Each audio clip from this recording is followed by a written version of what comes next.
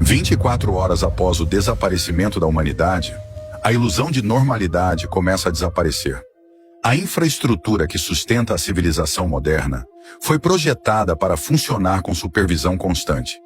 Sem operadores humanos, muitos sistemas entram automaticamente em modos de segurança, ou simplesmente param de funcionar. O primeiro grande colapso ocorre na rede elétrica. Usinas termoelétricas dependem de operadores para ajustar pressão, combustível e temperatura. Usinas hidrelétricas precisam de monitoramento constante para controlar fluxo de água e estabilidade das turbinas.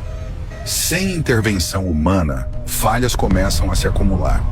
Quando a frequência da rede elétrica se torna instável, sistemas automáticos entram em ação para evitar danos maiores. Em muitos lugares, geradores se desligam automaticamente para proteger equipamentos. Cidades inteiras mergulham na escuridão. Apagões começam a se espalhar em cascata através dos continentes. Em poucas horas, grande parte da rede elétrica mundial entra em colapso. Em usinas nucleares ao redor do mundo, sistemas automáticos entram em ação quase imediatamente. Quando a rede elétrica falha ou sofre grandes instabilidades, os reatores realizam um desligamento de emergência conhecido como SCRAM. Nesse processo, barras de controle são inseridas rapidamente no núcleo do reator, interrompendo a reação nuclear em cadeia. Mas mesmo desligado, um reator nuclear continua produzindo calor intenso por algum tempo. O combustível nuclear permanece extremamente quente devido ao chamado calor residual. Para evitar o superaquecimento, sistemas de resfriamento precisam circular a água continuamente através do núcleo. Durante algum tempo, geradores de emergência a diesel mantêm essas bombas funcionando, mas esses geradores também dependem de combustível e manutenção.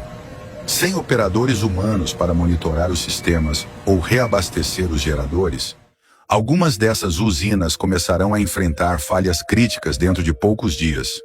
Sem energia, outro sistema fundamental começa a falhar: o abastecimento de água. Em muitas cidades, a água depende de bombas elétricas que mantêm reservatórios cheios e pressionam a rede de distribuição. Quando a energia desaparece, essas bombas param.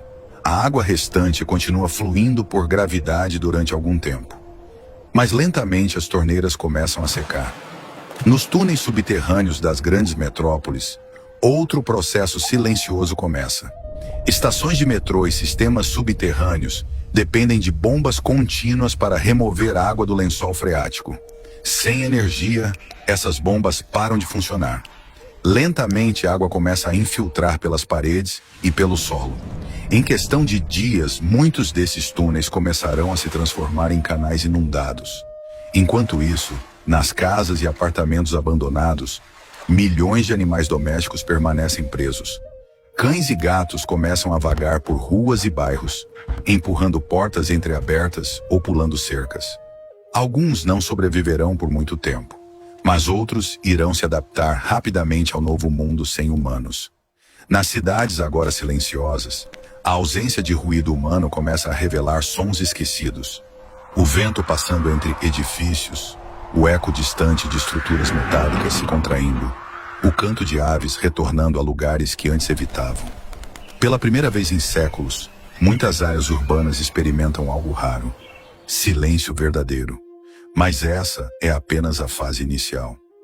À medida que os dias passam, o abandono humano começará a desencadear forças muito maiores. Incêndios, colapsos estruturais e o lento retorno da natureza sobre as maiores obras já construídas pela humanidade.